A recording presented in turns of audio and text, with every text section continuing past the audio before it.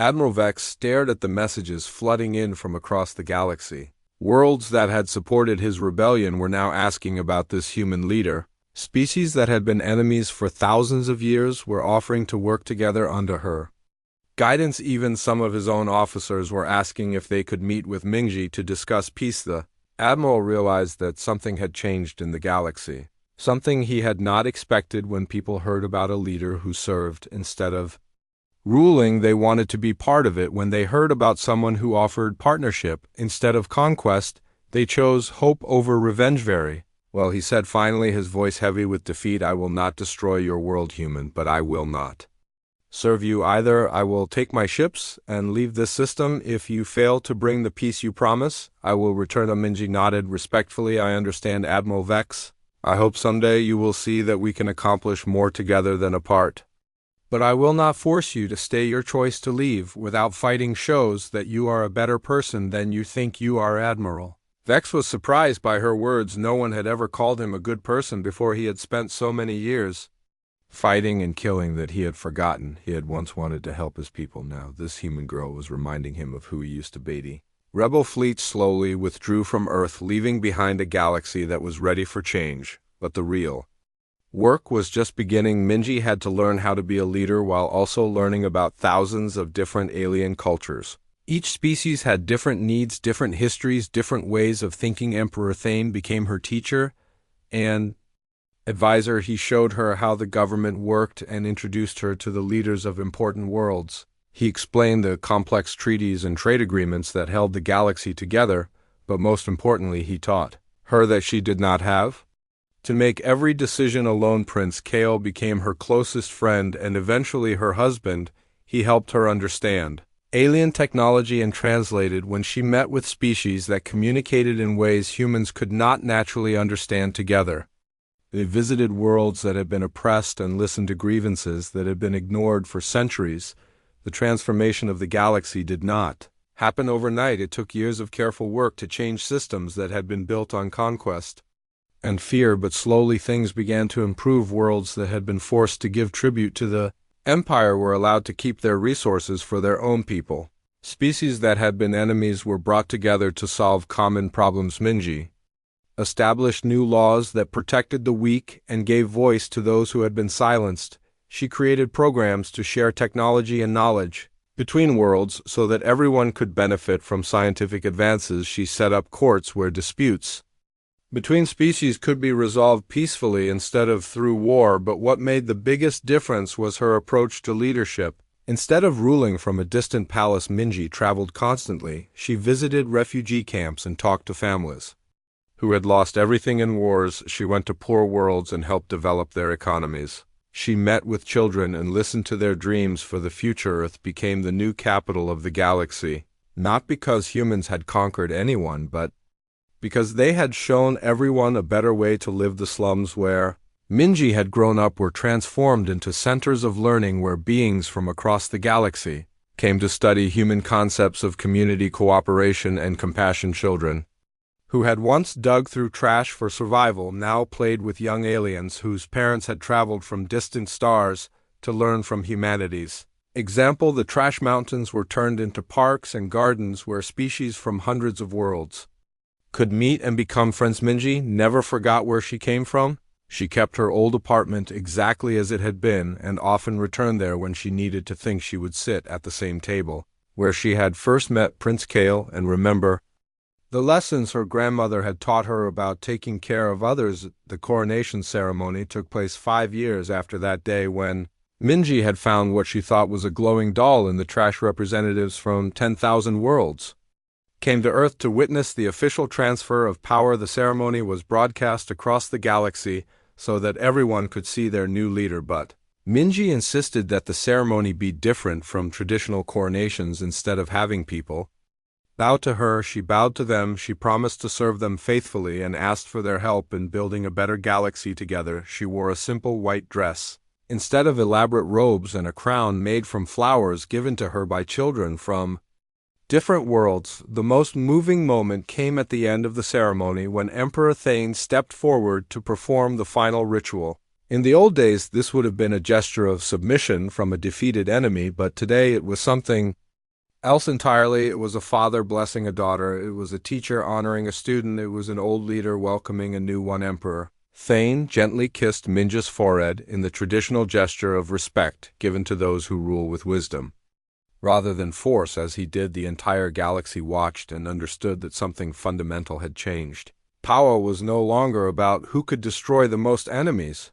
It was about who could help the most people. In that moment, the girl from the slums had truly become the heart of an empire built on hope instead of fear. She had shown the galaxy that the most important kind of strength was not the power to hurt others, but the courage to help them. She had proven that real leadership meant lifting others up, not pushing them down. Years later, when historians wrote about this time, they would call it the Great Transformation. They would describe how a young human woman changed the course of galactic civilization, not through conquest or technology, but through simple acts of kindness and compassion. They would tell the story of how the galaxy learned to choose love over fear. But Minji knew the truth. The transformation had not started with her coronation or even with her meeting Prince Kale. It had started long before, with her grandmother teaching a little girl that all beings were connected like threads in a cloth. It had started with the lesson that when one thread was broken, it affected all the others, and that they must take care of each other. As Empress Minji stood before the assembled leaders of 10,000 worlds, she often thought. Taeho pushed his old motorcycle up the steep mountain road as rain poured down from the dark sky. The engine made strange noises and sometimes stopped working completely, but he never complained. His grandmother Sujin always said that complaining never fixed anything, and she was always right about these things. The 17-year-old boy had been delivering food in Gangwon village for 3 years now. Every morning he woke up at 5 and loaded his motorcycle with hot meals that local families ordered. His route took him to 12 different houses scattered across the mountainside. Most of his customers were old people who lived alone and could not cook for themselves. Any Mortonite was different, though the storm had been getting worse all day, and most people stayed inside their warm houses. But old man Dongwo, who lived at the very top of the mountain, had called earlier asking for his usual chicken soup. The old man was sick with a bad cold and had no family to take care of him. Taeho could have said no. Many other delivery boys would have refused to go out in such terrible weather. But his grandmother Sujin had raised him to be different. She always told him that helping others was the most important thing a person could do, even when it was hard or dangerous. The motorcycle finally started again, and Taeho carefully drove through the muddy road. Water splashed everywhere, and his clothes were completely soaked, but he kept the thermos of hot soup safe and dry. Inside his jacket, the soup was still warm, and that was all that mattered. As he rounded a sharp curve near the old pine forest, something incredible happened. The whole sky suddenly lit up with a bright blue light that was brighter than the sun during daytime. Taeho had to stop his motorcycle and cover his eyes because the light was so powerful. Then he heard a sound like thunder, but much louder, and it seemed to shake the entire mountain. The ground under his feet vibrated and small rocks started falling from the cliff above him. All the streetlights went out at once, and the village below disappeared into complete darkness. Something very large was falling from the sky, and it was heading straight for the forest near Dongwu House. Taeho watched in amazement as the glowing object crashed through the tall trees, making a sound like 1,000 cars crashing at the same time. Fire and smoke rose up from where it landed, and the smell of burning metal filled the air. Most people would have turned around and gone home as fast as possible, but Taeho was not like most people. His curiosity was stronger than his fear, and he had always been the type of person who ran toward trouble instead of away from it. His grandmother often said this would get him in trouble someday, but it was just who he was. He parked his motorcycle behind some large rocks and took out his flashlight.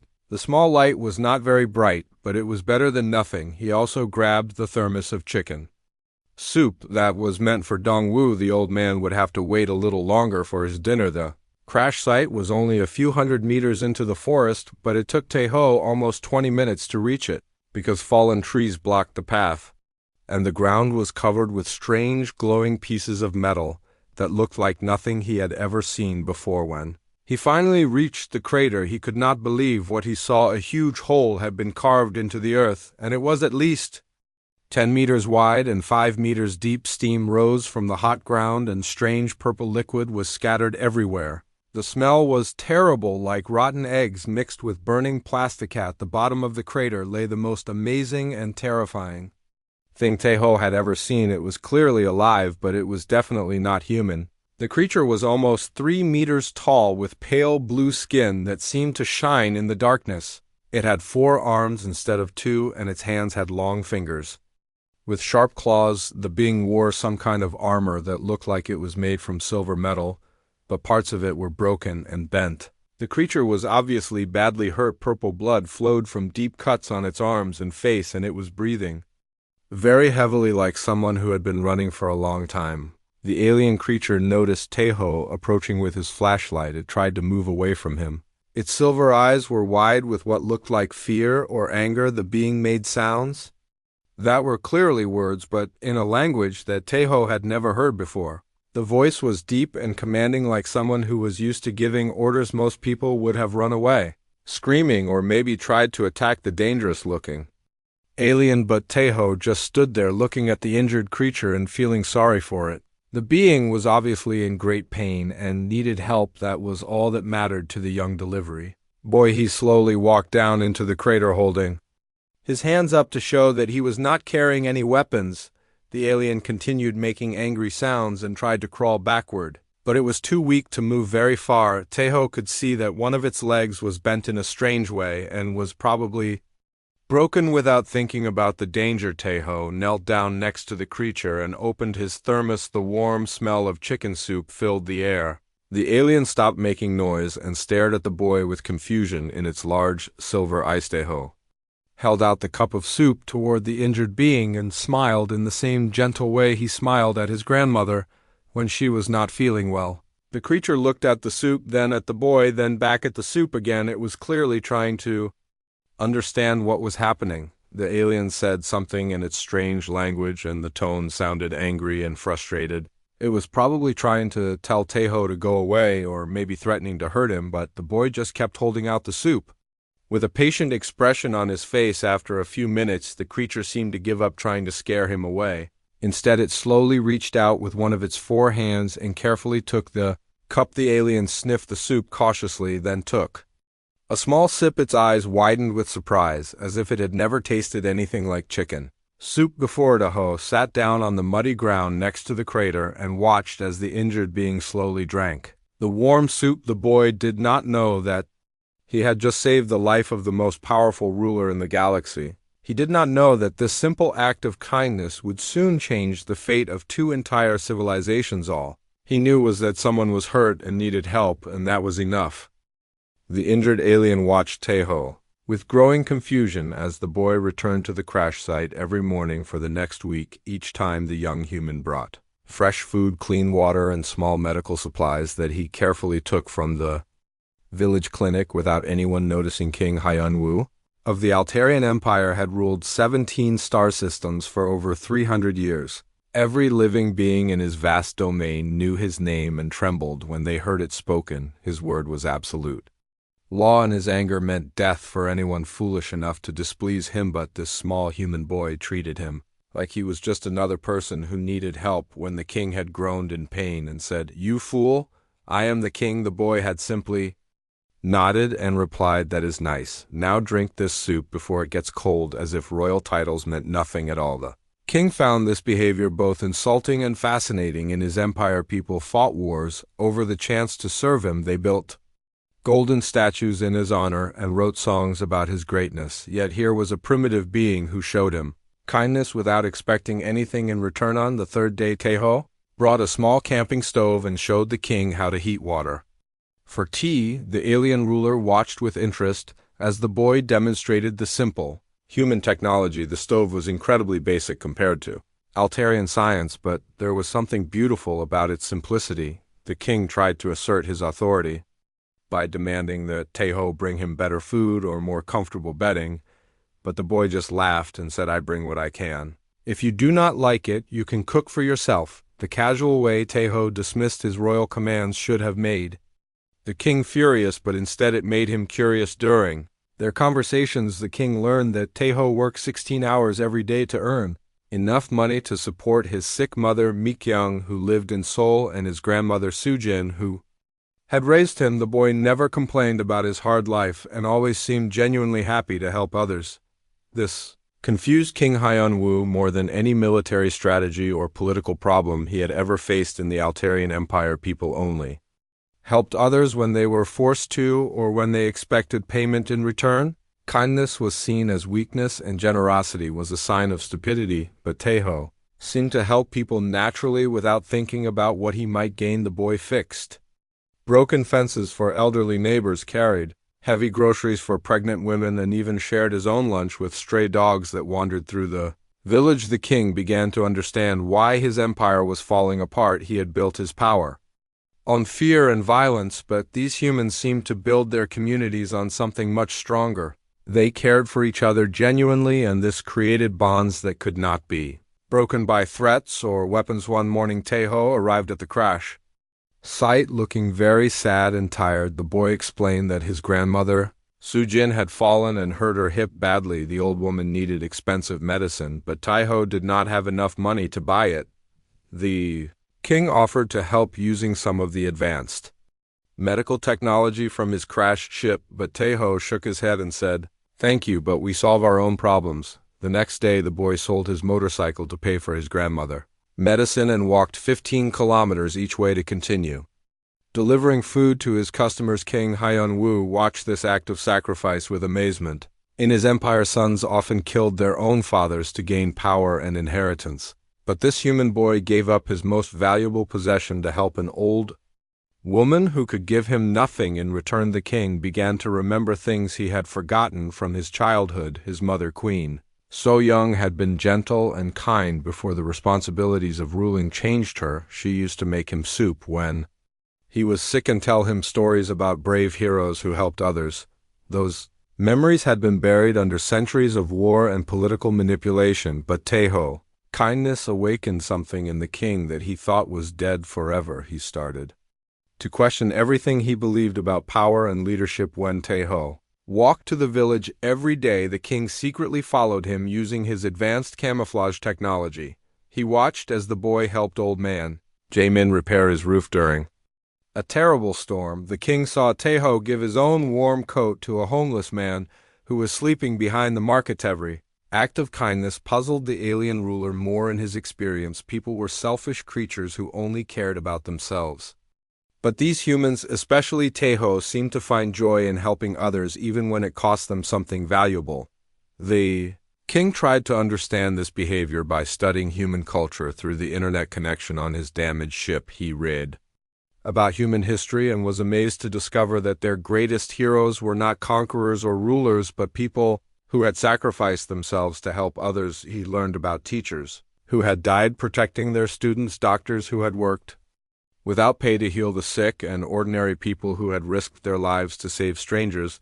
This was completely different from Altarian culture, where heroes were measured by how many enemies they had killed. One evening, as Taeho was cleaning the king wounds with gentle care, the alien ruler asked, "Why do you help me? You do not know who I am or where I come from. I could be dangerous." Taeho looked up from his work and smiled. "That does not matter. You are hurt and alone. Everyone deserves kindness when they are suffering. My grandmother taught me that helping others is what makes us human." The king was quiet for a long time after hearing these words. In his empire, people helped him because they were afraid of what would happen if they refused, but Taeho helped him because it was the right thing to do.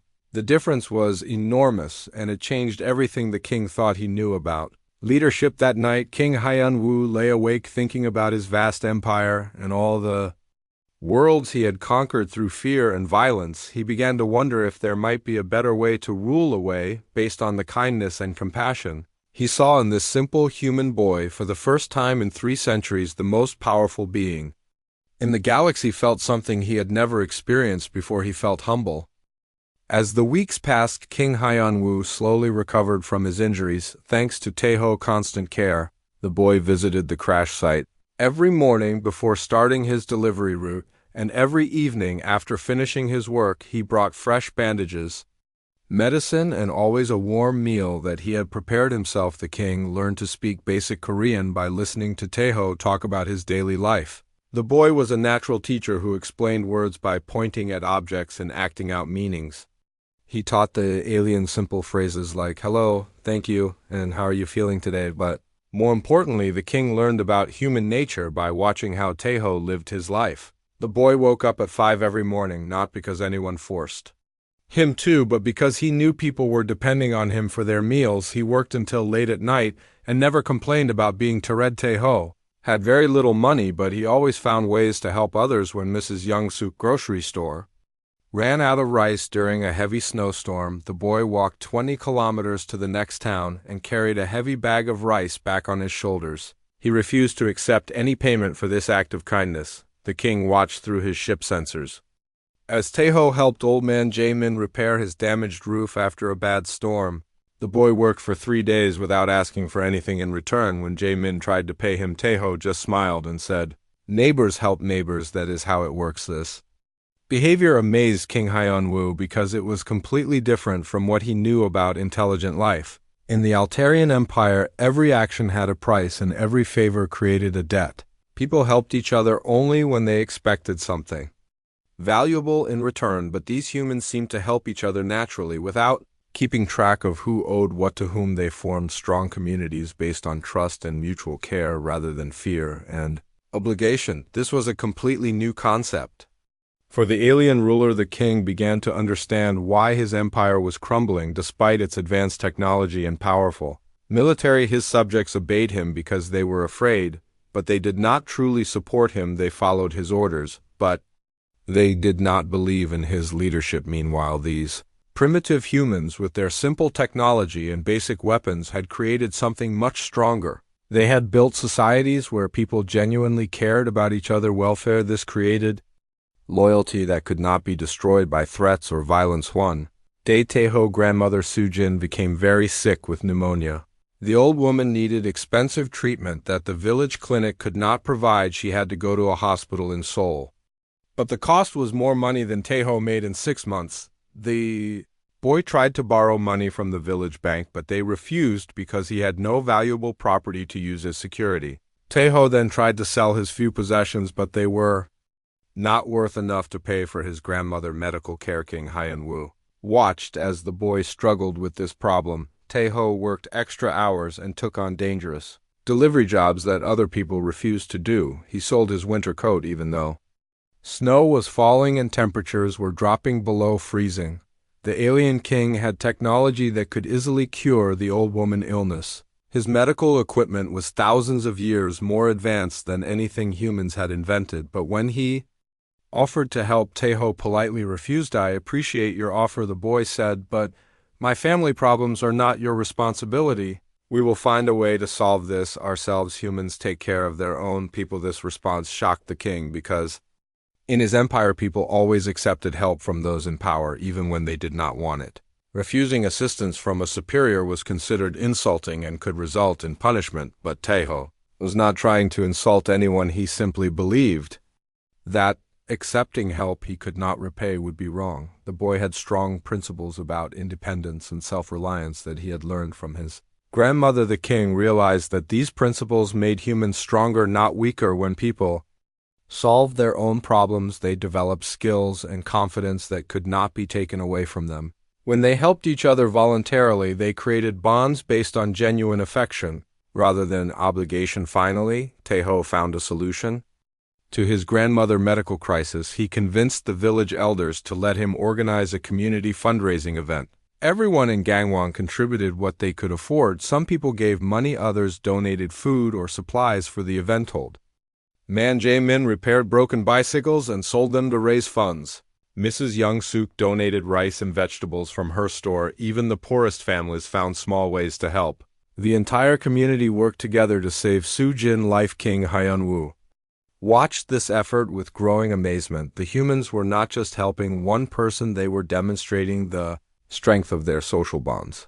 Every person who contributed felt good about themselves, and the community became closer as a result. When Sujin returned from the hospital healthy and grateful, the whole village celebrated together. They had solved a serious problem through cooperation and mutual support without needing any outside authority to force them to help. The king began to understand that human strength came not from superior weapons or advanced technology, but from their ability to work together. Willingly, they created power by sharing it rather than hoarding it. This was the opposite of everything he had believed. About leadership that night, as Tejo shared his dinner with the alien king, the boy said something that changed everything. My grandmother always tells me that real strength comes from lifting others up, not from pushing them down. The strongest person is the one who helps the most people. These simple words contain more wisdom than all the political philosophy and military strategy that King Haiyan Wu had studied during his long reign. He finally understood why his empire was failing, and why these humans would eventually become the dominant species in the galaxy. They had discovered the secret of true power. Using King Haiyan Wu's detailed knowledge of Altarian technology, human scientists worked day and night to build weapons that could fight back against the alien invasion. Dr. Park Jin-woo, a brilliant engineer from Seoul, learned how to create energy shields that could protect entire buildings from alien attacks. The information that Tejo carried between the king and human resistance leaders proved incredibly valuable. King Haiyan Wu explained that Altarian ships had a weakness in their power systems. If humans could hit the right spot with enough force, the entire vessel would lose power and crash within 2 weeks. Human forces achieved their first major victory using this knowledge. A small team of fighters led by Colonel Lee Seung-min successfully destroyed 3 Altarian warships over Tokyo using modified missiles that targeted the alien power core. The victory was broadcast around the world and gave hope to millions of humans who had thought their planet was doomed. People began to believe that the aliens could be defeated. Despite their superior technology, the key was understanding how their systems worked. King Haiyan Wu also taught human military leaders about Altarian battle tactics and strategies. The aliens always attacked in the same patterns because they had used these methods successfully for centuries. But now that humans knew what to expect, they could prepare better defenses. More importantly, the king explained how the Altarian Empire maintained control over so many different worlds. Every planet was kept isolated and afraid. The aliens prevented their subjects from communicating with each other because unity was dangerous to their rule. But Earth was different. Humans had already developed global communication systems before the invasion. This meant that resistance fighters could coordinate their efforts across the entire planet, something that had never happened in Altarian-controlled territory before. Tahoe became the unofficial ambassador between King Haiyan Wu and the human resistance. His honest nature and obvious courage convinced people to trust the alien information even when they were suspicious of accepting help from someone who looked like their enemies. The boy traveled to secret meetings in hidden bunkers and abandoned buildings, carrying encrypted messages and technical diagrams. He helped translate complex alien science into simple language that human engineers could understand quickly. During one important meeting in the mountains near Bizantejo, met Captain Kim Misan, who led a group of former military pilots. She was initially very suspicious of the alien king and questioned whether they could really trust him. Tejo looked her straight in the eyes and said, "I have seen him cry when humans died in the attacks. I have watched him give up his royal power to help us. He could have escaped to safety, but instead he chose to fight his own people to protect strangers." Captain Kim was convinced by the boy's sincerity and agreed to test the alien information in combat. Her pilots used King Haiyan Wu tactics to ambush an Altarian patrol and destroyed 5 enemy fighters without losing a single human ship. News of this victory spread quickly through the resistance network, and more military units began requesting the alien intelligence. Human forces started winning battles across the globe, using weapons and strategies that the king had taught them. But the most important lesson that King Haiyan Wu shared was not about technology or tactics. He taught human leaders that their greatest advantage was their ability to work together willingly. The Altarian Empire was built on fear, but human civilization was built on cooperation. Unlike alien subjects, who only obeyed because they were forced to, humans fought because they chose to defend their families and communities. This created a level of dedication and courage that Altarian commanders had never encountered before. As the resistance grew stronger, Prince Wujin became increasingly frustrated with his forces' failures. He had expected to conquer Earth within days, but human fighters kept finding new ways to surprise and defeat his troops. The prince decided to make an example that would break human resistance once and for all. He ordered the complete destruction of Seoul, promising to kill every person in the city unless Earth surrendered immediately. When Taeho heard about this threat, he became desperate to save his mother Mi-kyung, who was trapped somewhere in the burning city. The boy begged King Han-woo to help him rescue her, even though it would be extremely dangerous for both of them. The alien king agreed without hesitation. He had learned from Taeho that protecting people you care about is more important than personal safety together. They planned a dangerous mission to infiltrate the occupied city and find the boy mother using the king remaining alien technology. They disguised themselves and snuck past Altarian patrol ships. The city was in ruins with many buildings destroyed and smoke filling the air. Terrified humans hid in basements and underground tunnels. After hours of searching through the devastated neighborhoods, they finally found Mi-kyung hiding in a damaged hospital with dozens of other wounded civilians. She was weak and frightened, but alive. King Han-woo used his medical equipment to treat her injuries while Taeho organized the evacuation of other survivors. The alien king carried Mi-kyung on his back as they made their way to safety, followed by a group of grateful humans. This rescue mission became a symbol of hope for the entire resistance movement. When people heard that an alien king had risked his life to save human civilians, they began to understand that not all enemies were evil. More importantly, the mission proved that humans and aliens could work together as equals. King Han-woo did not act like a superior being giving orders. Instead, he worked alongside Taeho as a partner and friend. Word of the king actions spread throughout the galaxy through secret communication networks that the resistance had established. Other worlds that suffered under Altarian rule began to hear stories about the alien ruler who had chosen to fight for freedom on distant planets. Enslaved beings started to rebel against their Altarian masters. The idea that even a king could change sides gave hope to millions of oppressed people across the empire. Prince Woojin realized that his brother's actions were inspiring rebellions everywhere and decided that both King Han-woo and Earth had to be destroyed completely. He assembled the largest military force in Altarian history for one final devastating attack. The battle for the future of the galaxy was about to begin. Prince Woojin assembled the most powerful military force in Altarian history to destroy Earth once and for all. More than 10,000 warships gathered in space near the edge of the solar system. Each vessel carried enough weapons to devastate an entire planet. The cruel prince was determined to make an example of Earth that would prevent future rebellions across his empire. He planned to broadcast the planet destruction to every world under Altarian control, showing them what happened to those who dared to resist. But when the massive alien fleet arrived in Earth orbit, they found something completely unexpected. The small blue planet was protected by hundreds of ships from dozens of different alien species that had rebelled against Altarian rule. King Han-woo lessons about unity and cooperation had spread far beyond Earth through secret communication networks.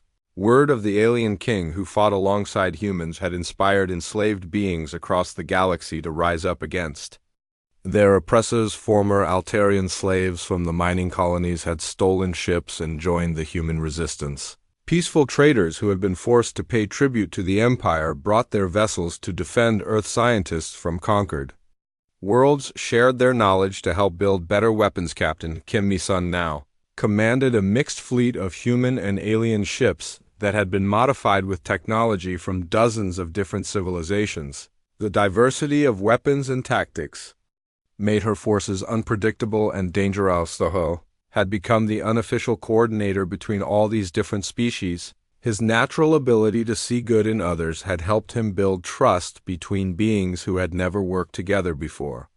Everyone respected the young human who had saved a king. The battle began when Prince Woojin's fleet attacked without warning, hoping to destroy the defenders before they could organize their defenses. But the mixed alliance was ready for them, using tactics that King Han-woo had taught them. Instead of meeting the Altarian ships in direct combat, the defenders scattered into small groups that attacked from multiple directions. This confused the alien commanders who were used to fighting against single species with predictable strategies. Human pilots worked alongside former Altarian slaves who knew the weaknesses of Imperial ships.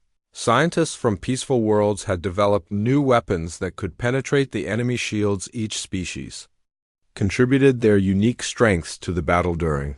The fighting Tejo piloted a small fighter that carried a special computer virus designed to disable the Altarian fleet main communication system. If he could deliver this weapon to the Prince flagship, the entire enemy force would lose coordination. It was clearly a suicide mission, because the flagship was protected by hundreds of escort vessels and powerful defensive weapons, but Tejo volunteered without hesitation, saying, "Someone has to do it, and I'm the best pilot for this job." King Hyung-woo tried to stop his young friend from taking such a dangerous risk, but Tejo just smiled and said, "You taught me that real kings protect their people. Today I'm protecting mine." Then he launched his fighter toward the enemy fleet. The boy flew through explosions and energy beams with incredible skill, dodging attacks that would have destroyed larger ships. His small fighter was fast and maneuverable, but it could not take much damage. When Tejo reached the flagship, he managed to attach the virus device to the ship hull,